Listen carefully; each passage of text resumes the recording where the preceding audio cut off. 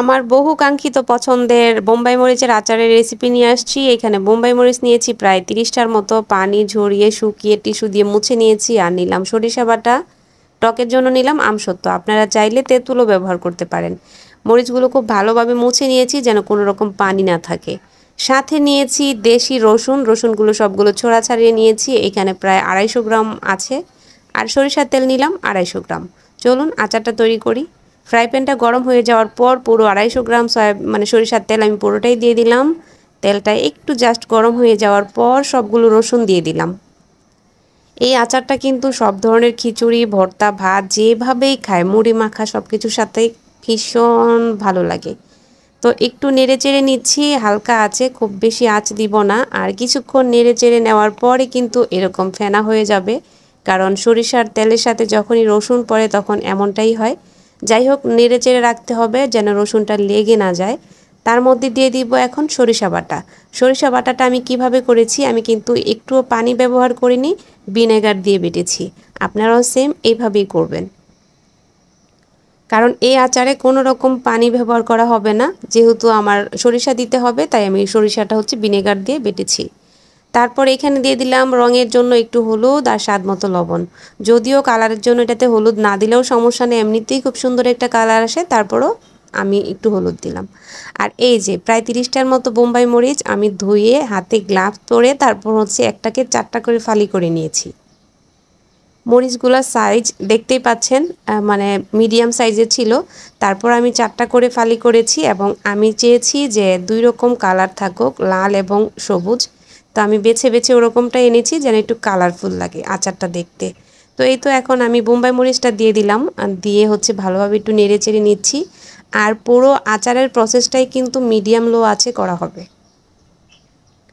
দেখেন কত সুন্দর কালারফুল দেখাচ্ছে, যেহেতু লাল লাল কয়েকটা বোম্বাই মরিচ দিয়েছি এজন্য আরও বেশি কালারফুল লাগছে। তবে সাবধান, আপনারা কিন্তু অবশ্যই গ্লাভস ব্যবহার করবেন যখন বোম্বাই মরিচটা কাটবেন। তো এই তো আচারটা তৈরি হয়ে যাচ্ছে, খুব বেশি সময় লাগবে না।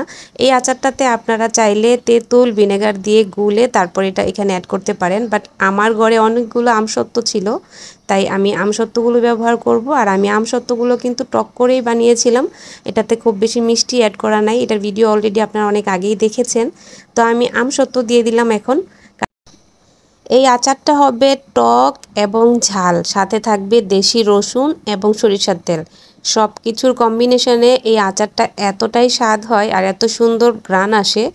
আচারটা আপনি খিচুড়িতে, তারপর হচ্ছে ভর্তা, ভাজি যেভাবে ইচ্ছে খেতে পারবেন। যখন মুড়ি মাখাবেন সন্ধ্যায় নাস্তায়, তখন মুড়িতেও ব্যবহার করতে পারেন। খুবই খুবই ভালো লাগে।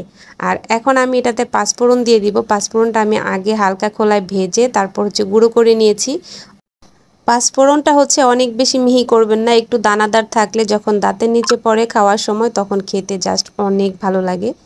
তো আমি পাঁচফোড়নটাও দিয়ে দিলাম, কারণ আচারটা অলমোস্ট শেষ পর্যায়ে।